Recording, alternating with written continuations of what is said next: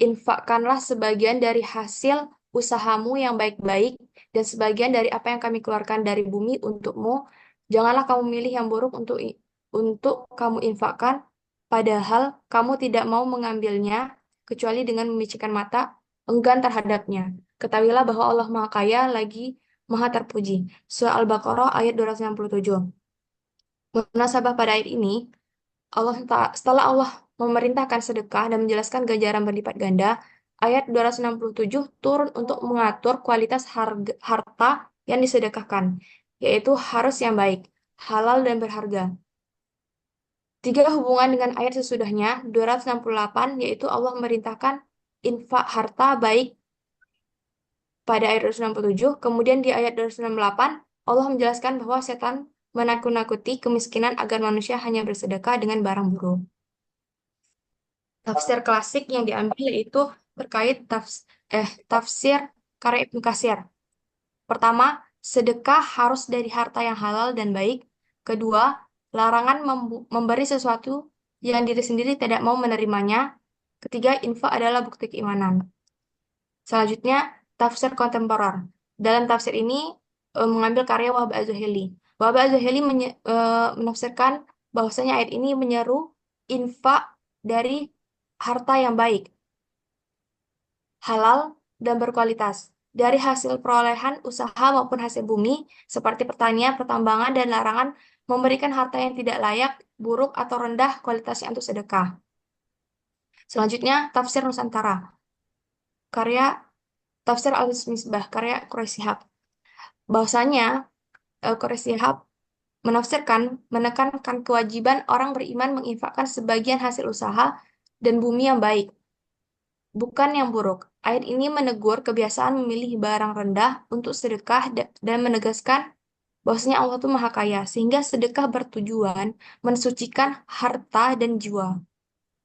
Selanjutnya, tafsir mengenai surat At-Taubah ayat 60. Terjemahannya, sesungguhnya zakat itu hanyalah untuk orang-orang fakir, orang-orang miskin, para amil zakat, orang-orang yang dilunakkan hatinya, yaitu mu'alaf, untuk memerdekakan para hamba sahaya, untuk membebaskan orang yang berutang, untuk jalan Allah, dan untuk orang-orang yang sedang dalam perjalanan yang memerlukan pertolongan. Sebagai kewajiban dari Allah, Allah mau mengetahui lagi maha bijaksana. Di sini munasabahnya, pada ayat sebelumnya, setelah orang-orang munafik mencela Rasulullah SAW dalam masalah pengambilan dan pembagian zakat, dalam ayat ini Allah Ta'ala menjelaskan bahwa para penerima zakat adalah ke-8 orang, sehingga tidak ada seorang pun yang berhak membantah, mengkritik, dan mencela Rasulullah karena beliau mengambil zakat dan membagikannya kepada 8 orang. Tafsir Ibnu Katsir berpendapat bahwasanya wajib semua golongan tadi untuk memberikan zakat kepada mereka. Zakat tidak boleh keluar dari golongan 8 tersebut. Golongan yang wajib zakati yang pertama fakir, miskin, amil zakat, mu'alaf, rikob, gharim, fisabilillah, dan ibnu sabil. Selanjutnya, Wabah Zuhaili menjelaskan pada ayat ini tentang golongan-golongan yang berhak menerima zakat. Penetapan ini bukan berdasarkan keinginan pribadi, tetapi merupakan ketentuan langsung dari Allah sebagai bentuk pengaturan syariat yang penuh hikmah dan keadilan sosial. Kemudian, zakat berfungsi sebagai instrumen solidaritas sosial, pemerataan ekonomi, serta pembersihan jiwa dan harta, dan pengelolaan yang benar. Zakat mampu memperkuat kesejahteraan umat dan menjaga stabilitas masyarakat sesuai dengan tujuan syariat. Menurut tafsir Al-Azhar Buy Hamka, pembagian zakat telah ditentukan langsung oleh Allah kepada 8 golongan, sehingga tidak boleh dibagikan menurut keinginan pribadi atau kepentingan tertentu. Pada ayat ini menekankan bahwa penutup ayat sebagai suatu ketetapan dari Allah menunjukkan bahwa zakat merupakan sistem sosial yang bersifat ilahi dan wajib dipatuhi. Zakat bukan sekadar ibadah individual, tapi sarana membangun keadilan sosial, mengurangi kesenjangan ekonomi. Lalu, pada ayat yang terakhir, pada surat At-Taubah ayat 103, terjemahnya, ambillah zakat dari harta mereka, guna menyucikan dan membersihkan mereka, dan doakanlah mereka, karena sesungguhnya doamu adalah ketenteraman bagi mereka. Allah Maha mendengar lagi Maha mengetahui. munasabah ayat ini, yaitu ayat ini tentang pengambilan sedekah yang dapat dipahami dalam dua pendapat, yaitu menurut Hasan Asbari, sedekah sebagai kifarah karena tidak ikut perang Tabuk. Selanjutnya, menurut mayoritas ulama fikih, yang dimaksud adalah zakat wajib. Dalam tafsir Ibnu Katsir, di sini Allah memerintahkan Rasulullah untuk mengambil zakat dari harta kekayaan mereka yang dengannya beliau dapat membersihkan dan mensucikan mereka. Selanjutnya, tafsir kontemporer di sini menurut Bapak Zuhaili memberikan zakat sesuai ketentuan. Yang pertama, untuk membersihkan dari sifat kikir dan tamak. Kedua, menyucikan diri. Ketiga, mengembangkan kebaikan dan diangkat derajatnya bagi orang yang ikhlas. Di sini menurut dalam tafsir Al-Misbah, diperintahkan kepada Nabi Muhammad, ambillah zakat dari harta mereka guna membersihkan jiwa mereka dari kekikiran dan cinta yang berlebihan terhadap harta dan menyucikan hati agar tumbuh subur sifat-sifat kebaikan mereka. Dan berdoalah untuk mereka, sesungguhnya doamu itu menumbuhkan ketenteraman jiwa bagi mereka yang sudah lama gelisah dan cemas akibat dosa-dosa yang mereka kerjakan. Sampaikan kepada mereka bahwa Allah mendengar permohonan ampunan dari hambanya. Allah Maha mengetahui tulus atau tidaknya tobat mereka. Kemudian di sini Bapak Zuhaili mengartikan, oh mungkin sampai di sini eh, materi yang saya sampaikan. Selanjutnya, saya kembalikan kepada moderator. Baik, terima kasih. Selanjutnya saya sendiri. Selanjutnya yaitu poin B, zakat kontemporer. Pengertian zakat menurut Wahbah Zuhaili secara bahasa berarti menyucikan, toharoh, dan berkembang atau numu. Secara terminologi, zakat adalah ibadah maliyah atau harta yang diwajibkan Allah Subhanahu wa taala berupa pengeluaran bagian harta tertentu yang telah mencapai nisab dan haul kepada mustahik yang sah. Dalam Quran Surat At-Taubah ayat 60, Allah memberikan ketentuan ada 8 golongan yang menerima zakat, yaitu kepada fakir, miskin, amil, mu'alaf, rikob, gorimin, fisabilillah, dan ibnu sabil. Selanjutnya, jenis-jenis zakat. Secara umum, zakat terbagi menjadi dua jenis, yaitu zakat fitrah dan juga zakat mal. Zakat fitrah adalah zakat yang diwajibkan atas jiwa baik laki-laki dan perempuan muslim yang dilakukan pada bulan Ramadan. Sedangkan zakat mal adalah zakat yang dikenakan atas segala jenis harta yang secara zat maupun substansi perolehannya tidak bertentangan dengan ketentuan agama. Nah, zakat mal sebagaimana disebut pada paragraf di atas. Yang pertama ada zakat emas, perak, dan logam mulia. 2, ada zakat atas uang dan surat berharga lainnya. Yang ketiga, zakat perniagaan. 4, zakat pertanian, perkebunan, dan kehutanan. 5, zakat peternakan dan perikanan. 6, zakat pertambangan. 7, zakat perindustrian. 8, zakat pendapatan dan jasa. Dan yang ke-9, zakat trikaz. Selanjutnya, menurut pandangan fuqaha, terdapat 4 imam madhab yang mengidentifikasikan pengertian zakat. Di antaranya Imam Malik mengeluarkan sebagian tertentu dari harta yang telah mencapai nisab kepada mustahik bila sempurna kepemilikannya dan haulnya selain barang tambang dan sawah.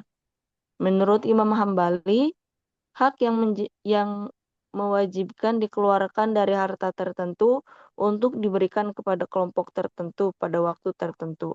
Kemudian menurut Imam Syafi'i, mengartikan zakat adalah nama untuk sesuatu yang dikeluarkan dari harta dan badan dengan cara tertentu. Nah, kemudian yang terakhir Imam Hanafi, pemilikan bagian harta tertentu dari harta tertentu kepada orang tertentu yang ditetapkan pembuat syariah Allah dengan pengharapan keridhoannya. Kemudian zakat menurut pandangan MUI. MUI memandang zakat sebagai instrumen ibadah wajib dan sistem ekonomi Islam yang harus dikelola secara profesional. Kemudian berikut adalah poin-poin utama pandangan MUI terhadap zakat. Nah, yang pertama, zakat sebagai pengurang pajak. Yang kedua, zakat tidak sama dengan pajak.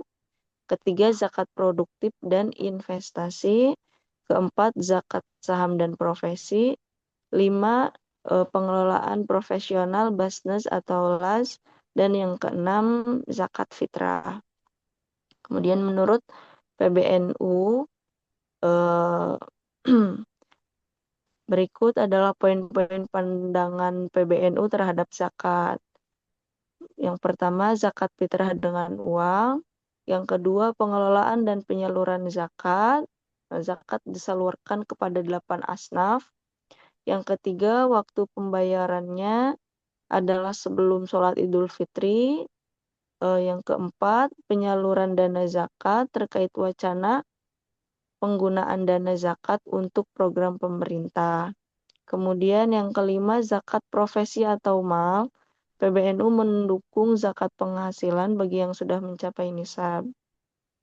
Kemudian yang keenam, koordinasi Lazisnu. PBNU menganjurkan panitia zakat di musola atau di masjid. Selanjutnya menurut Tarjih Muhammadiyah. Nah, mereka mendefinisikan bahwa zakat merupakan ibadah yang memiliki dimensi ganda, trans, trans, transendental, dan horizontal. Oleh sebab itu, zakat memiliki banyak arti dalam kehidupan umat manusia, terutama dalam agama Islam.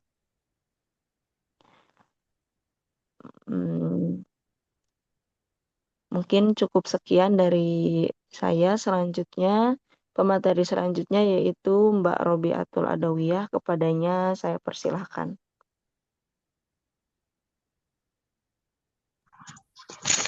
Bismillahirrahmanirrahim.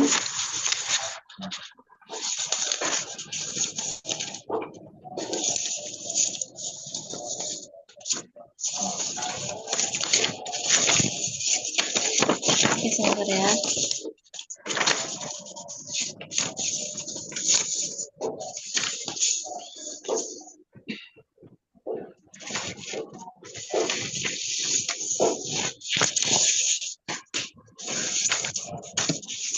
Bismillahirrahmanirrahim, yaitu poin C yaitu pengertian investasi.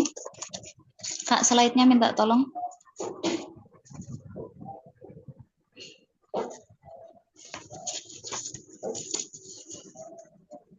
Hukum investasi dan pemberdayaan zakat. Nah, di sini yaitu pengertian dari investasi. Investasi ini berasal dari bahasa Arab yaitu istismaro yang berarti menghasilkan atau membuahkan. Dari definisi yang lain yaitu investasi adalah upaya untuk menanamkan modal atau dana dengan harapan bisa mendapatkan keuntungan di masa yang mendatang atau berlebih. Jadi dapat disimpulkan bahwasanya investasi adalah mengembangkan uang atau aset lain agar memberikan keuntungan di masa mendatang untuk mencapai tujuan tertentu. Nah, tujuan tertentu itu salah satunya bisa jadi untuk keinginan buka usaha, untuk menyekolahkan anak, untuk membangun rumah, atau lain sebagainya. Kemudian, pemberdayaan zakat adalah upaya untuk membantu mustahik atau si penerima zakat meningkatkan kualitas dirinya melalui program pendayagunaan zakat produktif. Nah, zakat produktif ini adalah zakat yang diberikan dalam bentuk usaha. Zakat itu kan ada dua, zakat produktif, zakat konsumtif. Kalau zakat konsumtif itu diberikan, nah itu untuk kebutuhan langsung, seperti halnya makanan, pakaian, biaya hidup. Tapi kalau zakat produktif itu yang memiliki jangka panjang, contoh yang tadi, modal dagang, modal untuk berternak, modal untuk pelatihan keterampilan gitu. Kemudian jenis-jenis investasi. Investasi itu ada dua jenis, yaitu yang pertama investasi yang disyariatkan. Investasi yang disyariatkan ini dibagi menjadi dua. Sebentar, investasi itu kan dibagi menjadi dua, yang disyariatkan dan yang tidak disyariatkan. Kalau yang disyariatkan yaitu namanya investasi mudharabah. Nah, mudharabah ini adalah perjanjian antara pemilik modal dengan pengelola modal untuk memperoleh keuntungan. Jadi, dari dua belah pihak ini masing-masing mendapatkan keuntungan yang bisa dibagi dan sesuai kesepakatan yang di awal. Kemudian yang kedua yaitu investasi musyarakah. Investasi musyarakah adalah perjanjian antara pihak-pihak untuk menyertakan modal dalam suatu kegiatan ekonomi dengan pembagian keuntungan atau kerugian nisbah yang disepakati. Kemudian investasi yang dilarang atau yang tidak disyariatkan. Nah, kalau yang tidak disyariatkan di sini adalah investasi yang mengandung unsur maisir, yaitu setiap kegiatan melibatkan perjudian. Jadi di dalamnya ada unsur perjudian. Kemudian ada gharar, yaitu ketidakpastian. Jadi masih rancu. Yang ketiga yaitu mengandung unsur riba, tambahan yang diberikan dalam pertukaran barang-barang ribawi. Kemudian yang batil, yaitu jual beli yang tidak sesuai dengan rukun dan akadnya, dan yang lain-lain. Bisa teman-teman baca di makalahnya. Kemudian hukum investasi, hukum menginvestasikan harta zakat. Nah, ini juga dibagi menjadi 3. Kalau investasi tadi dibagi menjadi 2, kalau sekarang menginvestasikan harta zakat itu ada 3, yaitu yang pertama dari pihak hukum menginvestasikan harta oleh para mustahik. Mustahik adalah orang yang menerima zakat tersebut, namanya mustahik. Nah, di sini adalah hukum menginvestasikan zakatnya dilakukan oleh para mustahik atau penerima zakat setelah mereka terima adalah boleh. Jadi ketika seseorang tersebut mendapatkan zakat, kemudian orang tersebut yang menerima zakat tersebut menginvestasikan atau untuk usaha jangka panjang, maka itu diperbolehkan tanpa ada perbedaan di antara pendapat ulama. Kemudian yang kedua yaitu hukum menginvestasikan harta zakat oleh muzaki. Kalau yang muzaki adalah si pemberi zakat. Nah, si pemberi zakat ini pendapat yang kuat yaitu pendapat yang mengatakan bahwa zakat wajib dikeluarkan dengan segera, sebagaimana pendapat jumhur ulama. Kemudian yang ketiga yaitu hukum investasi harta zakat oleh pemerintah atau yang mewakilinya. Di sini yaitu jika harta zakatnya sudah sampai kepada pemerintah atau lembaga-lembaga zakat yang disahkan oleh pemerintah dalam program pemberdayaan zakat yang produktif, salah satu upaya yang dilakukan adalah investasi dana zakat. Nah, adapun modal program pemberdayaan zakat itu melalui program yang biasanya dikelola oleh Basnas. Kemudian pandangan mazhab tentang investasi zakat. Yang pertama yaitu mazhab Hanafi. Menurut mazhab Hanafi, investasi zakat adalah zakat dianggap sah apabila harta atau zakat tersebut telah benar-benar menjadi milik si penerima zakat. Karena itu menurut pendekatan dari Hanafi klasik, zakat tidak boleh ditahan lama tanpa alasan syar'i dan tidak boleh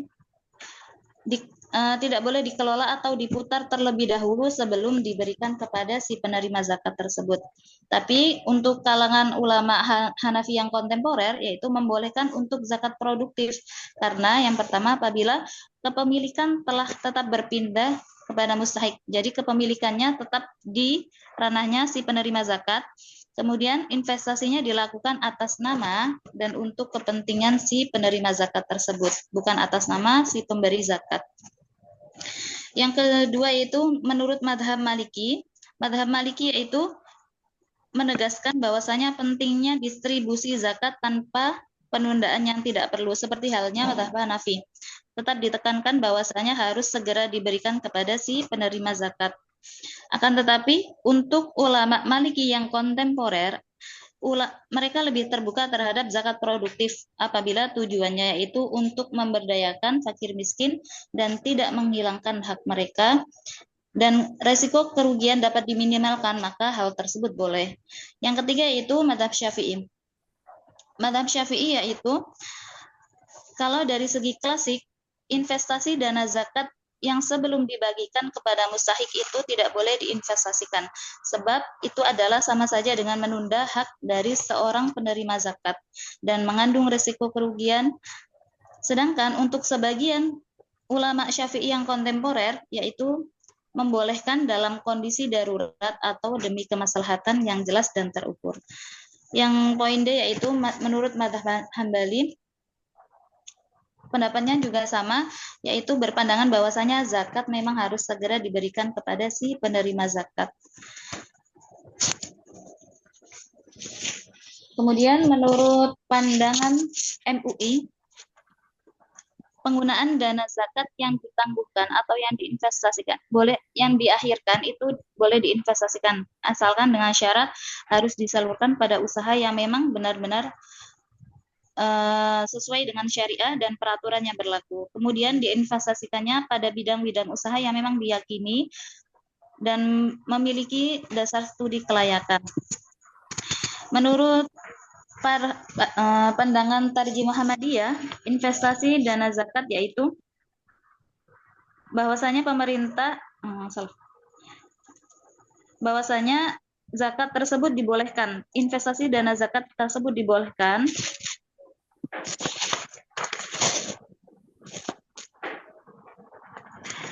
itu seperti halnya contohnya pemerintah dapat menyalurkan zakat dengan memberikan tanah untuk dijadikan modal usaha.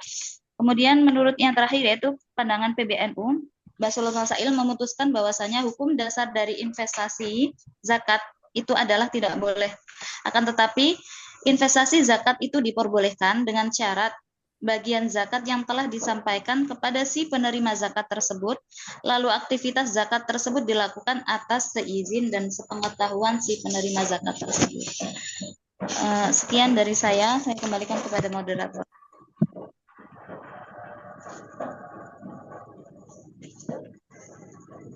Baik, karena materi telah tersampaikan, sesi selanjutnya itu diskusi. Kepada siapapun boleh bertanya.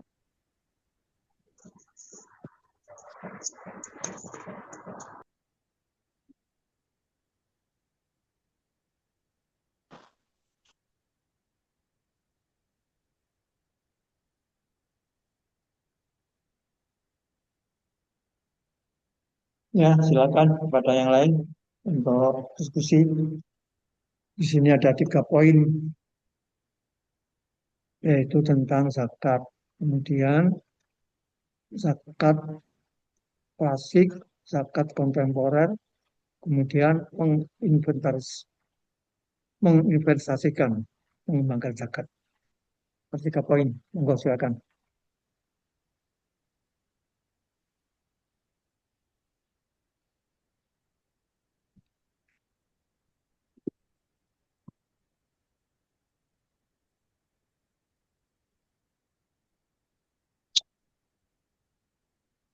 Ada 3 poin yang dipresentasikan tadi. Pertama, zakat klasik, kemudian zakat kontemporer. Yang ketiga, hukum mengembangkan zakat.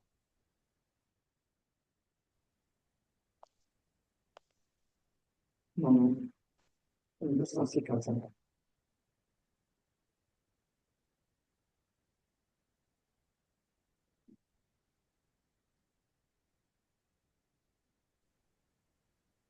Pada teman-teman semuanya dipersilahkan kita buka ruang diskusi ini mengenai zakat kepada 3 orang penanya.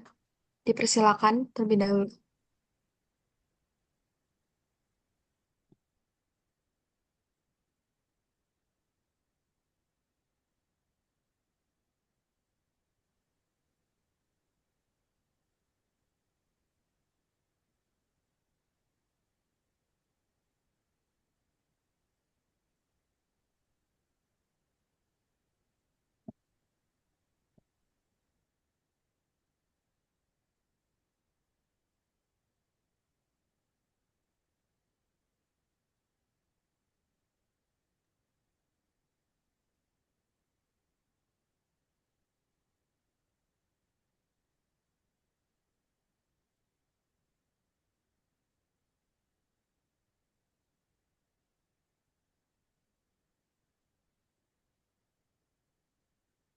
Ini adalah sekarang saya berada pada mungkin untuk bilang pada teman-teman teman pertanyaan saya tunjukkan pada masalah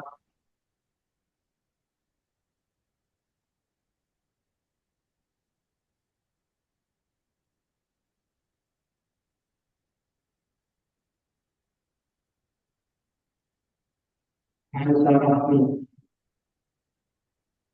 Anda tidak benar, Aisyah. Mbak Aisyah dipanggil. Dia tidak bisa Ya, benar. Abah. Dan harganya gimana? Tinggalnya sekarang lagi di asrama, Abah. Tapi nanti malam insya Allah prepare mau balik ke Rio, Abah. Jadi harus berangkat. Tinggal sebentar dari ini saja. Yang kalau masalah khawatir ya sama wajib dulu. Kalau Anda dari Riau bisa dimaklumi, tapi kalau sama sekali. Tinggal apa yang disampaikan itu sebenarnya pengalaman lebih banyak zakat klasik yang sudah dipelajari di pondok pesantren di madrasah itu eh, mengerti bersama unik biasa. Bagaimana zakat itu sudah pertanian, ya, kebunan, padi, buah-buahan, kemudian ada yang ambil sekian ekor telah misalnya sekian ekor serta yang kita sekian di mana. Sekarang jelaskan apa sih zakat kontemporer itu? Tolong jelaskan.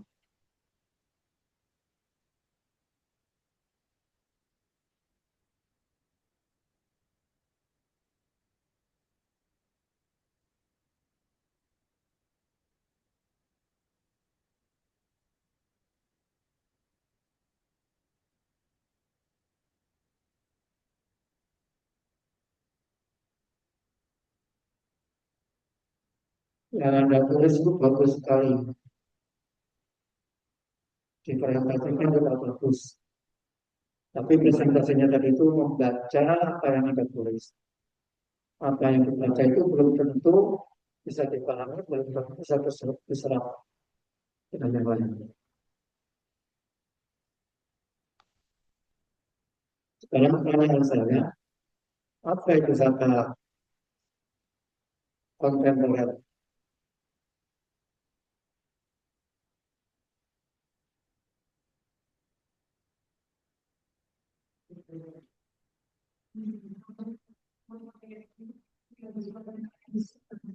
Oh, nggak jelas. Oh ya, boleh. Tapi kalau nggak pakai mic, suara saya ini nggak kuat.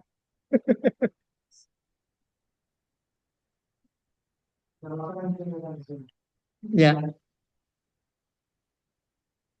jadi Zakat apa? kontemporer itu adalah, Ya, silakan. Abah, menurut yang saya baca, zakat kontemporer itu adalah konsep zakat yang dibahas, yang diijtihadkan para ulama, yang dikembangkan oleh para ulama masa kini untuk menjawab persoalan ekonomi modern yang tidak ditemukan secara eksplisit pada masa klasik. Artinya zakat tidak hanya dipahami sebatas zakat ternak, pertanian, emas, perak, dan perdagangan, tapi juga mencakup bentuk kekayaan dari penghasilan modern seperti zakat profesi, zakat gaji, investasi, gitu Abah. Dengan tetap berlandaskan Al-Quran Sunnah. Ya, zakat kontemporer itu adalah karena perkembangan ekonomi di masa sekarang, dalam teknologi, dalam digital. Jadi zakat itu tidak hanya bentuknya pertanian, perkebunan, pemilikan hewan. Orang Betawi itu nggak punya sawah. Kalau dulu banyak sawahnya, ternaknya banyak. Tapi sekarang ini nggak punya sawah, nggak punya kambing, nggak punya sapi. Tapi kontrakannya satu pintu aja 2.500.000. Kalau dua pintu, kalau 15 pintu, sudah sekian kekayaan. Nah, mereka mengklaim bahwa dirinya nggak wajib zakat. Padahal kekayaannya melebihi dari hasil ternaknya. Nah, sekarang pertanyaannya, dasar hukumnya apa? Kok dulu nggak ada kok, sekarang ada itu loh. Dari mana? Apa nggak bid'ah itu? Zaman Nabi itu nggak ada kok. Apa nggak bid'ah itu? Sekarang mengadakan zakat. Apa dasar hukumnya?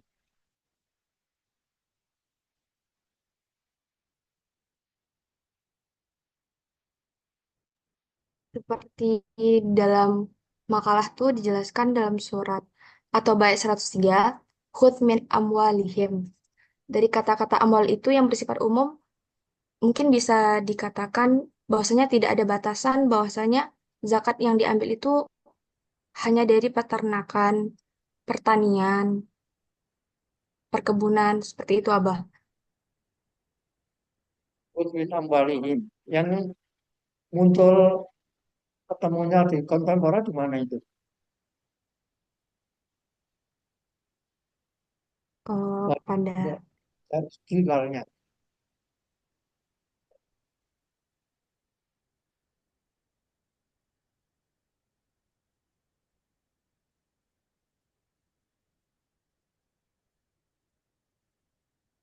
Khudz min amwalihim itu kan kewajiban pemerintah atau pemimpin. Zakat itu harus diambil. ya. Perintah. Nah, kontemporer di mana?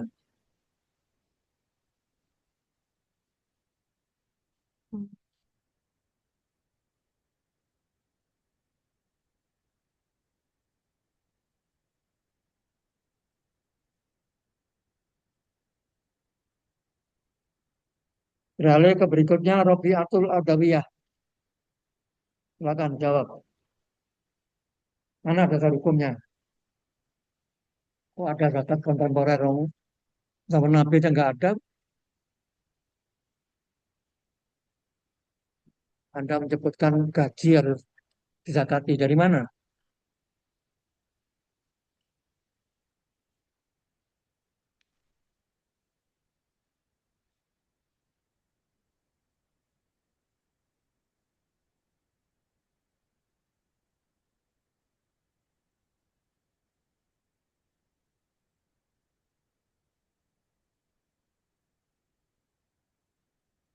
Robiatul Adawiyah tinggalnya di mana?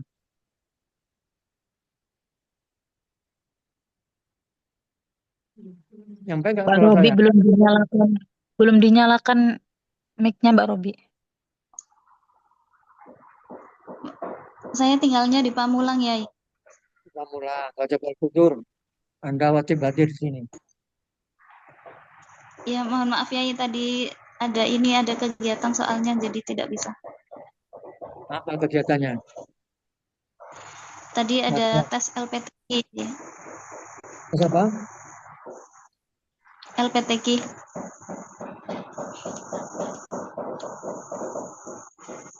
SMTG, LPTG. L iya ya.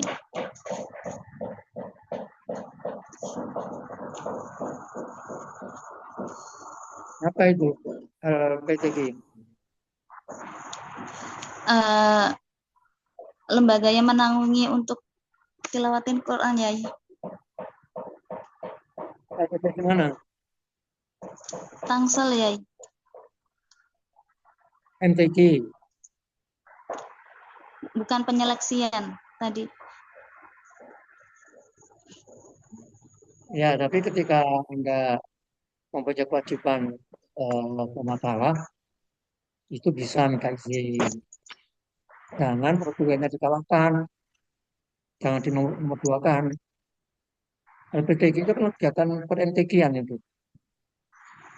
Apa sudah masanya MTQ sekarang?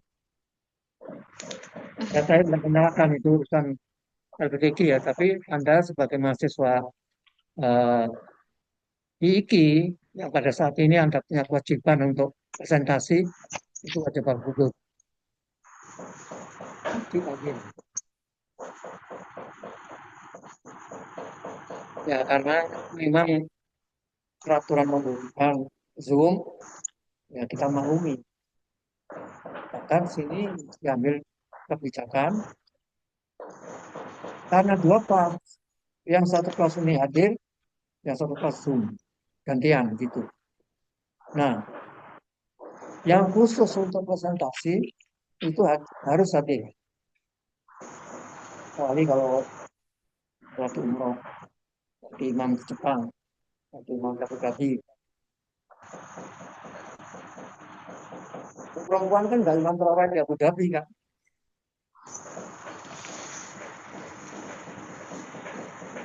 Saya silakan dijawab pertanyaan saya.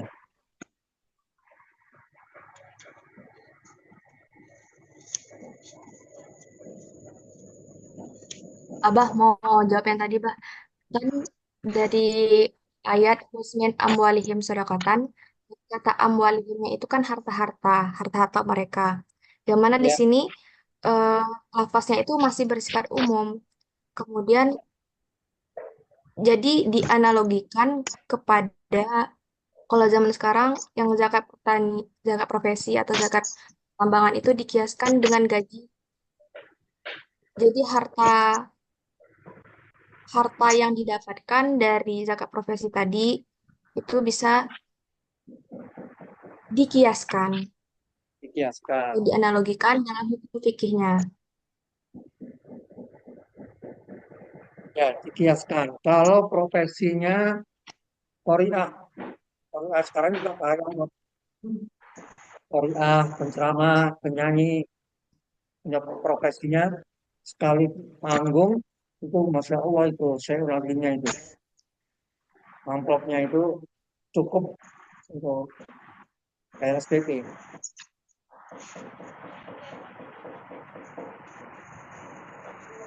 Kemana itu kiasnya itu? Eh, Sepaham Aisyah, rikas bukan nah, ke Ringkas. harta temuan. Ya, hadiah yang mereka dapatkan itu hukumnya ke zakat rikas. Ringkas itu kan sumbangan. Untuk apa?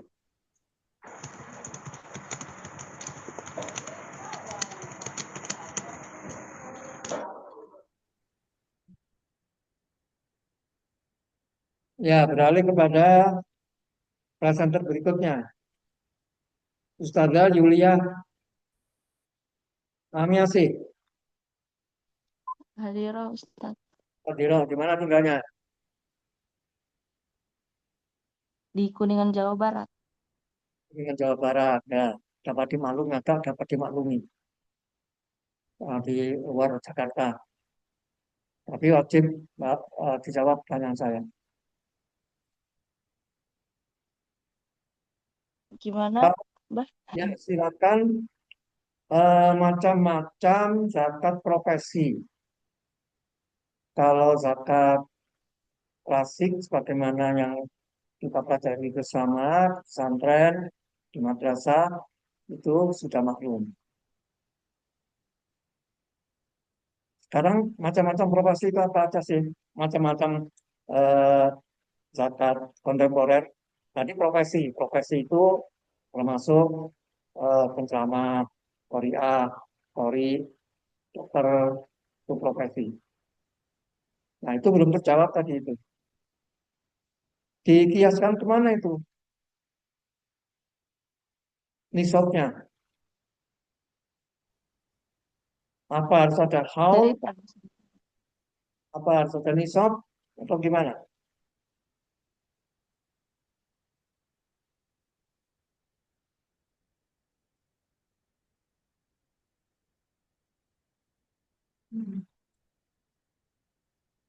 Ustazah Yulia, silakan.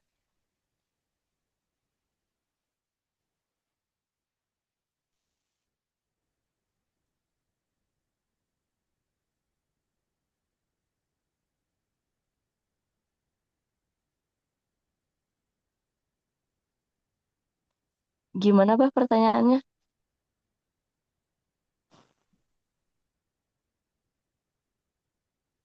Saya yang tanya juga lupa. Apa sebabnya? Karena nggak hadir di kelas, itu sebabnya. Iya, ini juga sinyalnya kurang bagus. Iya, itu sebabnya. Sehingga sebabnya bisa bikin lupa ditanya. Ya.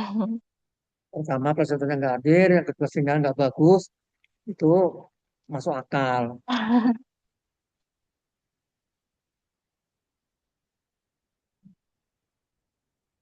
Tadi itu kan disebutkan, jadi gaji itu Mm-mm. termasuk zakat kontemporer.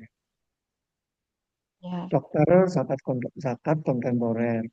Qoriah, penceramah, itu termasuk kewajiban zakat masuk kontemporer. Nah, zakatnya itu dianalogikan, dikiaskan kemana? Ke pertanian, Hmm. apa ke peternakan, atau kemana? Ya, ya, ya. Bentar.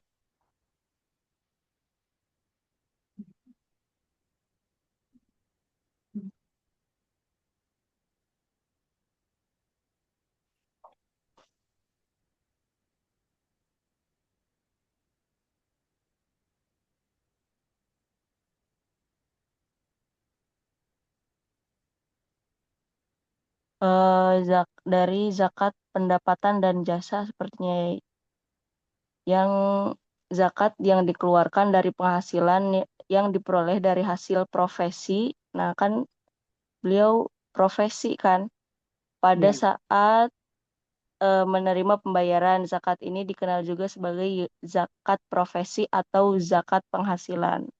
Jadi beliau itu kan berprofesi sebagai qariah kemudian dapat penghasilan gitu. ya penghasilan juga Sepertinya ada penghasilan pertanian, ada peternakan, ada emas, emas yang disimpan, emas yang nggak disimpan, emas yang perhiasan. Ini kemana? Jelaskan. eh, kalau di sini sih itu ya apa b- dia punya poinnya sendiri, Apa poin poinnya? zakat pendapatan dan jasa. Apa poinnya? Ini kalau di makalah itu kan yang G zakat perindustrian, H zakat pendapatan dan jasa. Kemudian baru yang terakhir zakat rikaz. Itu zakat klasik. Yang kontemporer gimana? Dikiaskan kemana zakat kontemporer yang progresi tadi itu? Profesi.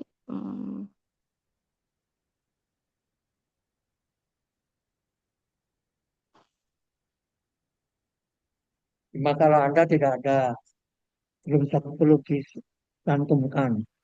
Yang banyak di komentar itu, yang banyak Anda tulis itu zakat-zakat klasik yang sudah ada di kitab-kitab itu.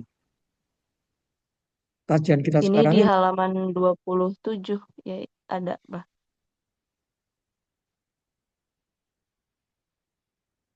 Yang poin jenis-jenis zakat itu ya.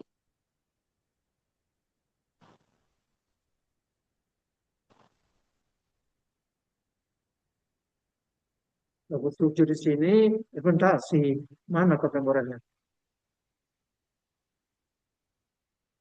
Implementasinya dilarang.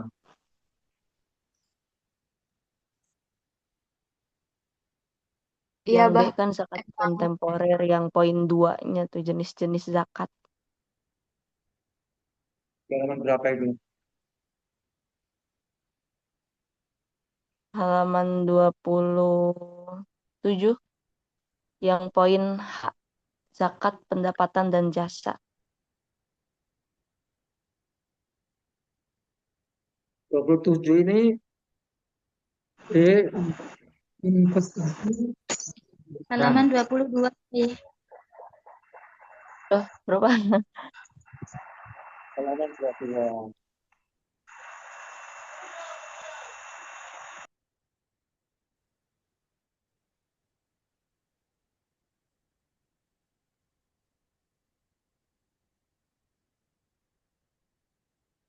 Jenis-jenis zakat,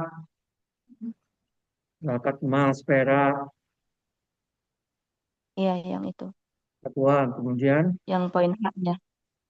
poin Zakat perniagaan, D. Zakat pertanian, E. Zakat peternakan, F. Zakat pertambangan, G. Zakat perindustrian, yang H. Bah, zakat pendapatan dan jasa. zakat pendapatan dan jasa. Iya. Ini kan jenis zakat secara umum. Yang spesifik tentang Hmm, zakat kontemporer itu apa saja? Tadi sudah nyebut gaji, oke. Profesi, oke.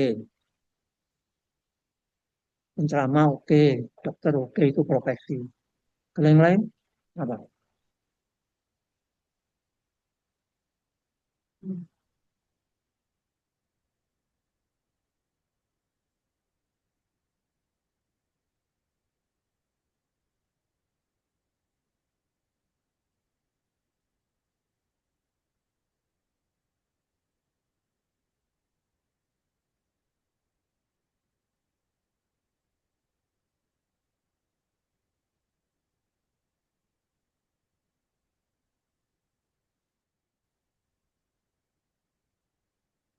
Abah, Ya, silakan.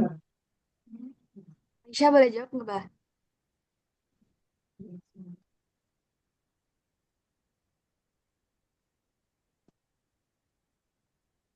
Kalau mungkin zakat dari penghasilan Korea MTQ tadi, mungkin hukumnya kembali kepada kaidah umum yaitu zakat mal, yaitu zakat harta, bukan kepada jenis profesinya.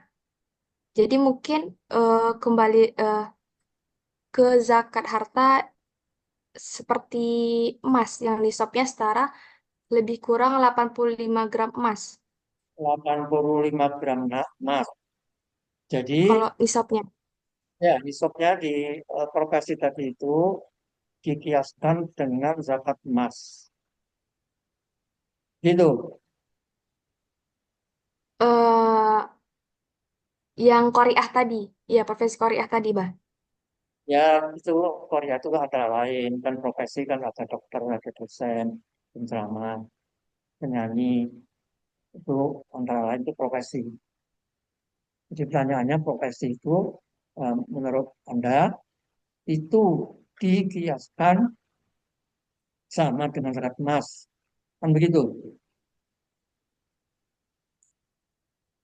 Nah, kalau zakat emas, tadi hitungannya sama dengan mempunyai emas 85 gram.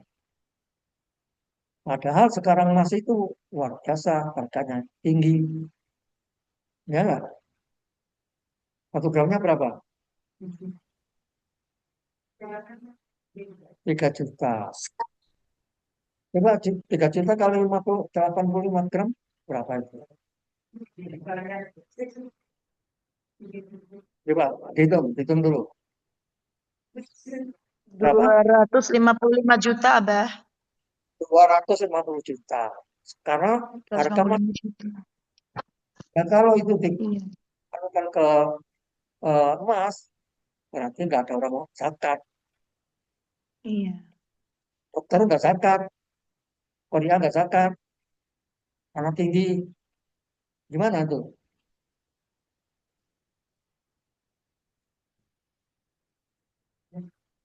Sama dengan, oh, saya nggak punya sawah kok, saya nggak punya kambing, saya nggak punya kuda, sama dengan itu.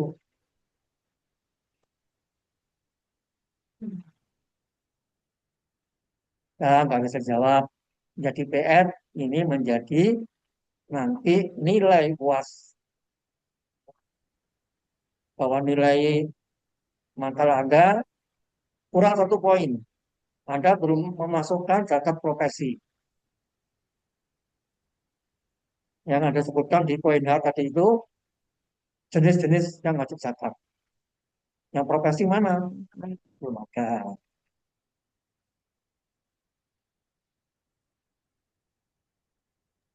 Baik, Abah. Ya dicatat baik-baik Abah. ya. Jadi, itu menjadi nilai UAS. Diserahkannya nanti. Itu nggak usah banyak-banyak. Cukup 1 lembar saja. Pertanyaan-pertanyaan saya tadi itu dicatat dengan baik, dijawab dengan baik, berdasarkan Al-Quran dan hadis. Bukan berdasarkan perasaan, apalagi kira-kira. Baik, Abah. Ya. Kalau berdasarkan, oh ini dikiaskan ke emas, apa dasar hukumnya? Nah, padahal emas sekarang ini tinggi harganya. Kenapa nggak ke perak aja? Kalau ke perak itu apa alasannya?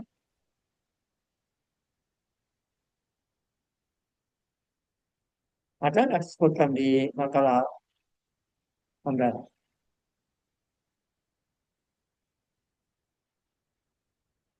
Jadi permintaan saya, eh, dasar hukumnya kewajiban zakat kontemporer, pertama apa saja?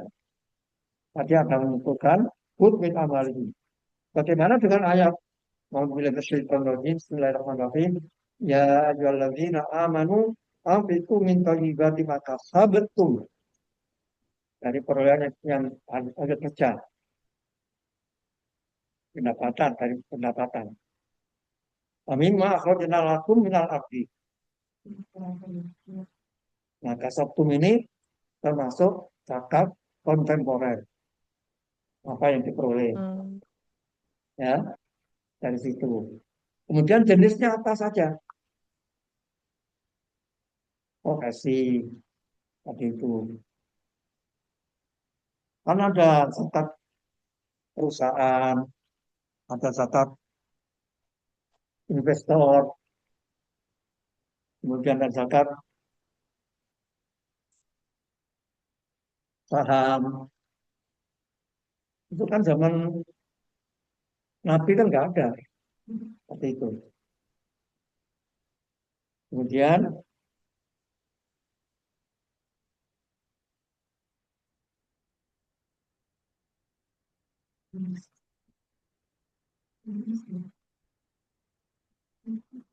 zakat digital,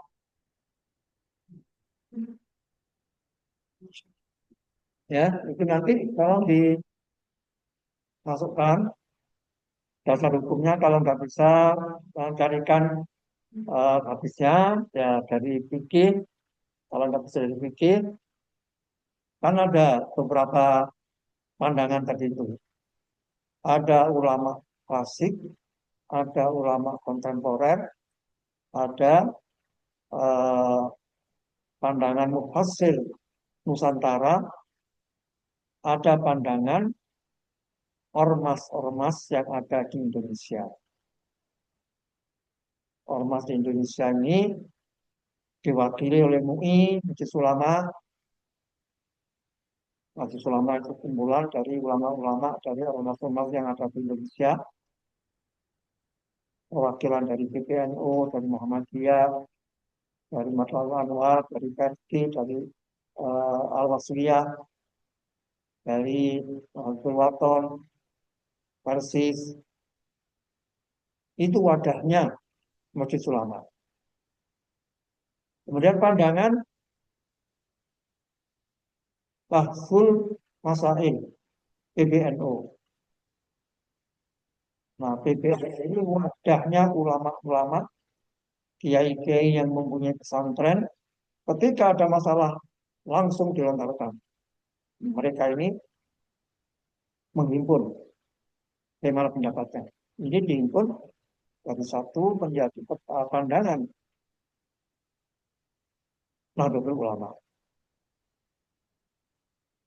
Tarjih Muhammadiyah, ulama-ulama yang ada di dalam Muhammadiyah ketika ada masalah dilontarkan. Ini menjadi pandangan tarjih Muhammadiyah. Nah, ini kita sampaikan, kita berikan kepada mahasiswa IIKI khususnya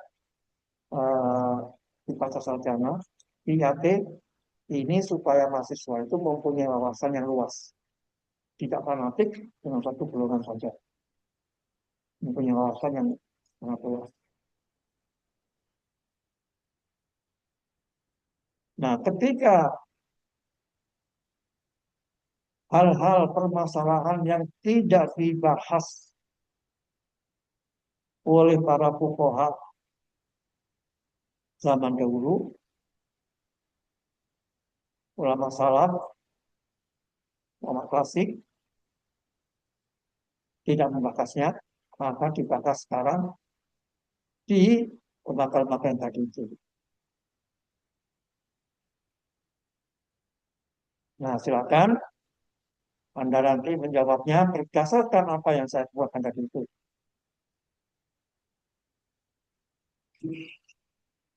Oke, itu masalah zakat kontemporer. Sekarang masalah pajak. Kembali ke masalah yang pertama. Aisyah Rahmi, apa bedanya pajak dan zakat dalam konteksnya keindonesiaan?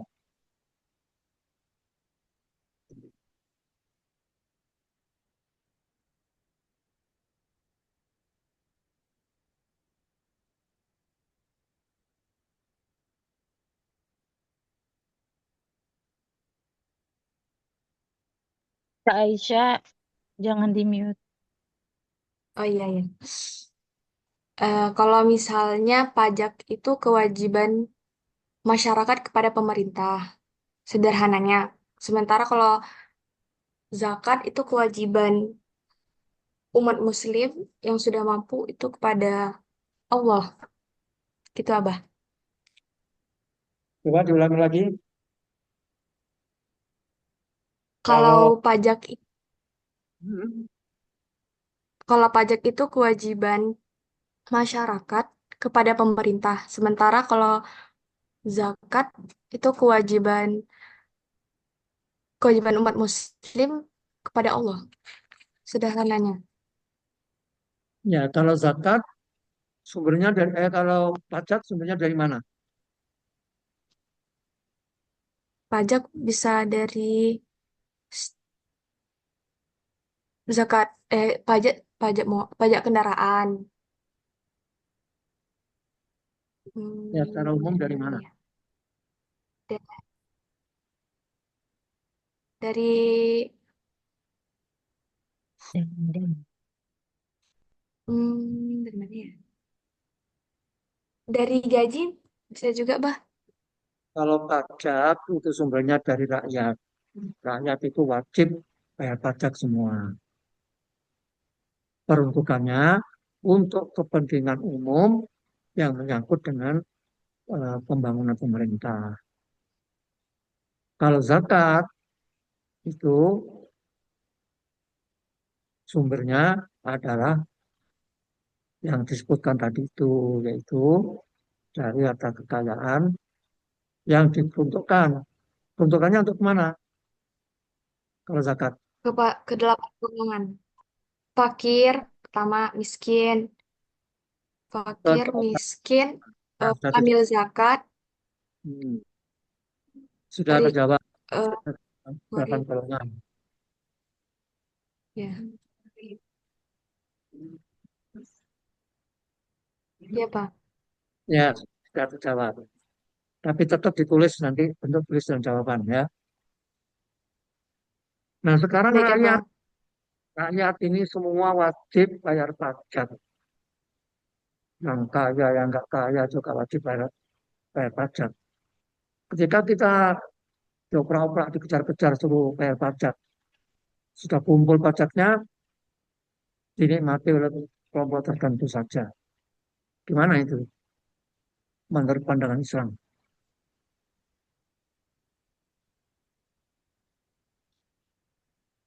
Hmm. Kalau menurut Aisyah kewajiban masyarakat kepada pemerintah itu sudah tertunaikan gitu. Tapi apabila pemerintah menggunakan pajak uang keuangan itu tuh tidak seharusnya, itu mungkin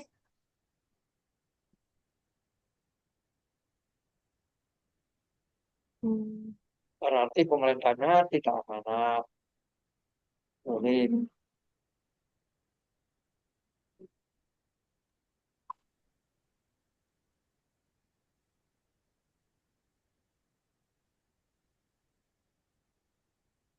Nah, ini bisa yang lain boleh menjawab walaupun bukan presenter. Silakan yang lain kasih komentar. Tadi itu juga silakan. Oh, di luar agennya.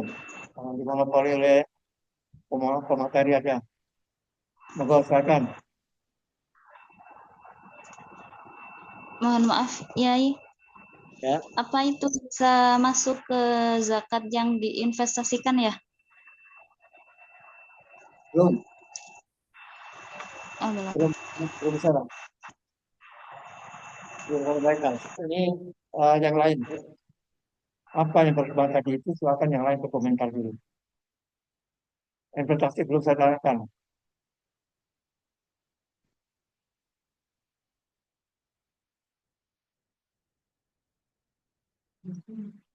Kartu gratis belum?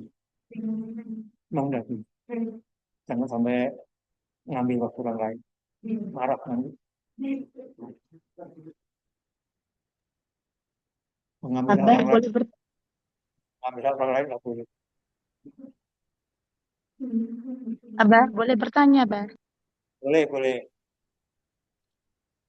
Izin bertanya, Bah. Kalau satu kondisi, misalkan seseorang itu punya perkebunan, punya emas, kemudian ada juga usaha dan juga gaji itu. Bahkan dari sekian itu kan ada yang apa namanya berkaitan dengan haul, ada yang tidak, Bah. Seandainya niatnya itu berhati-hati semuanya di global, kemudian setiap bulan dikeluarkan semuanya gitu, Bah.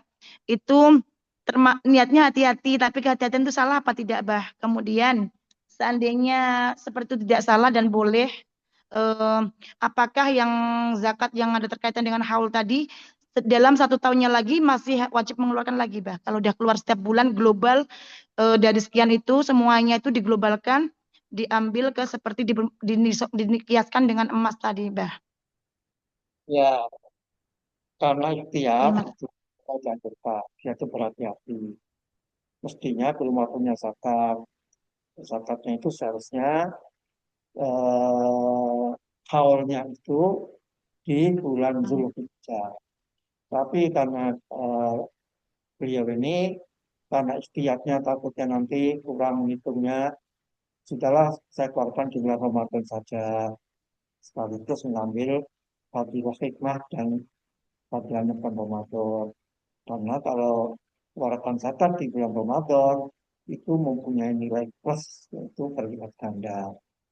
Artinya itu ikhtiar dan takjil menyegerakan, mendahulukan zakat. Belum padahal belum waktunya, belum haul. Perhitungannya itu eh, nisabnya sudah sampai nisab. Haulnya belum, tapi disegerakan.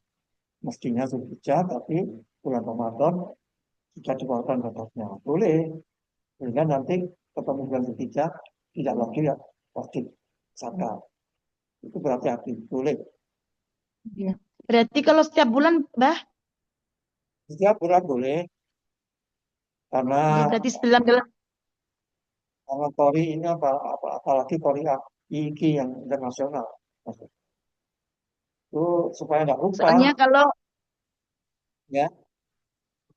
Nggih, Bah. Soalnya kalau nunggu haul tuh biasanya tuh ya ada ya orang tertentu belum sampai ke haulnya dimanfaatkan untuk ini itu harusnya nggak terkumpul itu Bah gitu Apa? makanya lebih hati-hati. Ya bagus. Nih. Apalagi ya profesi dokter sekarang ini juga selain dokter banyak orang itu berubah bukan ke dokter tapi ke eh, tradisional apa pembaca tradisional namanya apa itu?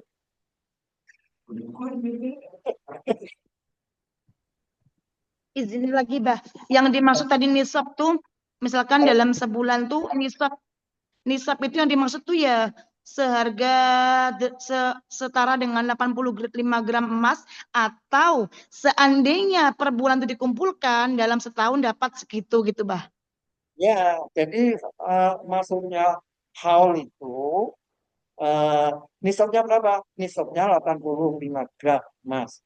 Haulnya 1 tahun. Ya, menghitungnya dari bulan apa? Bulan Zulhijjah mulai punya kekayaan. Nah, wajibnya zakat nanti bulan Zulqa'dah. Tapi belum bulan Zulqa'dah, masih bulan Ramadan, sudah melakukan zakat. Itu saking hati-hatinya, ikhtiyat namanya. Untuk menjaga supaya jangan lupa. Tapi dihitungnya 1 tahun. Bahwa dia dikeluarkan tiap bulan, dikeluarkan. Boleh. Bagus. Supaya jangan lupa nantinya. Iya, Bah. Yaumah kasodi. Jadi walaupun Itu atau yang makasodi. Keluarkan ketika panen.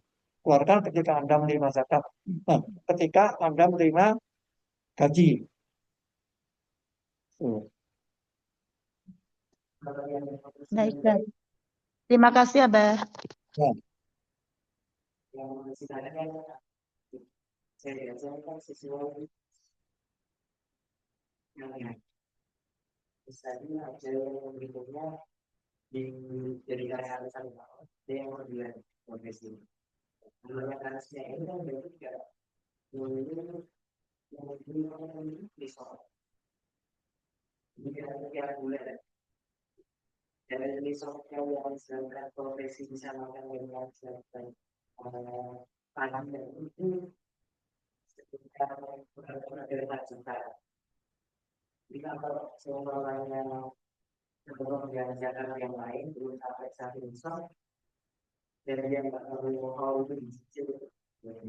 ya makanya nisabnya itu apakah masih berlaku? Sekarang ini dapat profesi itu dikiaskan dengan nisabnya padi. Kalau padi itu murah, terus Cianjur itu tuh sampai tahun ini sampai sekian juta, cuma 10.000. Nggak ada, nggak ada orang zakat kalau ke pertanian. Itu sebabnya maka muncullah zakat kontemporer. Kalau itu dikiaskan kalau sebabnya ambil sekian wajib zakat, orang nggak pernah ambil. Berarti nggak wajib zakat waktu itu. Orang Betawi nggak ada yang wajib zakat, nggak ada yang punya kambing, nggak ada punya sawah. Tapi kontrakannya 1 pintu itu 2.500.000. Nah kalau 10 pintu berapa? Itu sekarang nggak dengan harga emas. Atau sekarang ini berubah. Standarnya bukan emas. Kalau diikutkan emas, tinggi. Nggak ada orang zakat. Itu. Orang saya nggak punya emas sekian kok. Wajib zakat. Nggak bisa.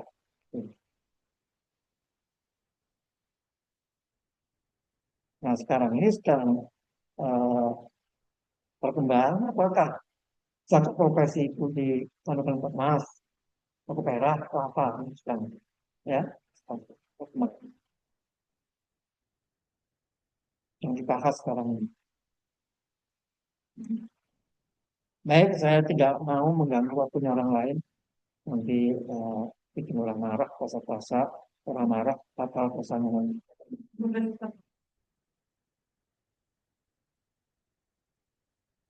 Satu pertanyaan untuk pemakalan.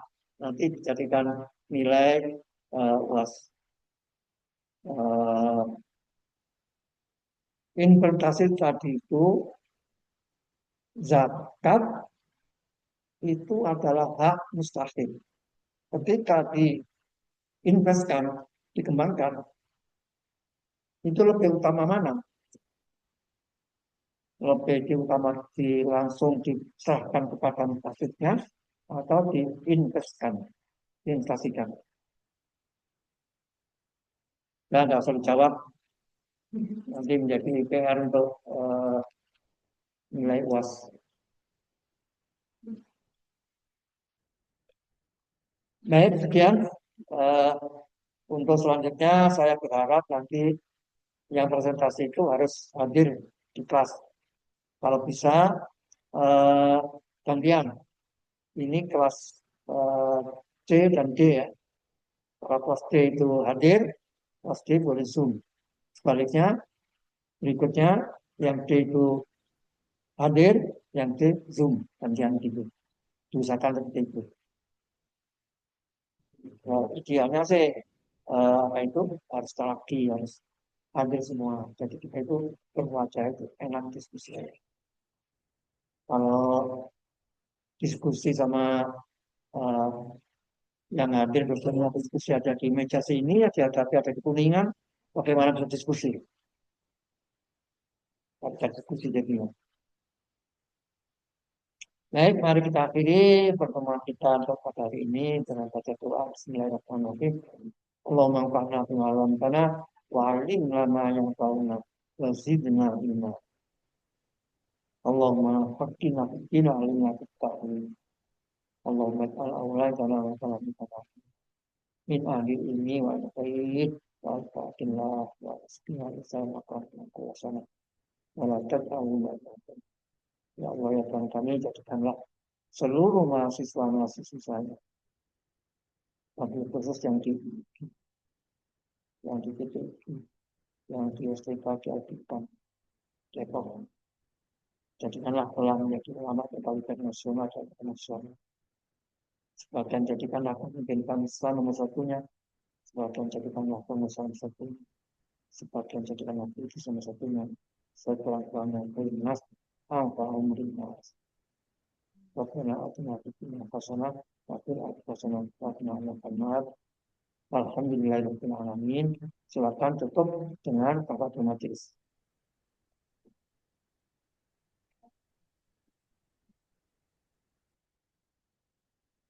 Ya, assalamualaikum warahmatullahi wabarakatuh.